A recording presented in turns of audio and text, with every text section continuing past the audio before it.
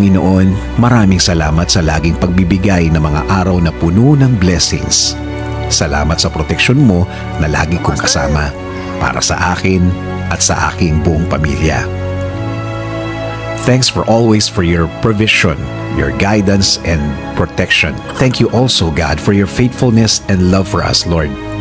Panginoon, i-bless niyo po ang aking plano sa aking buhay at sa aking pamilya. Alam ko po na lagi niyo akong pinoproteksyonan kasama ng aking mga pangarap.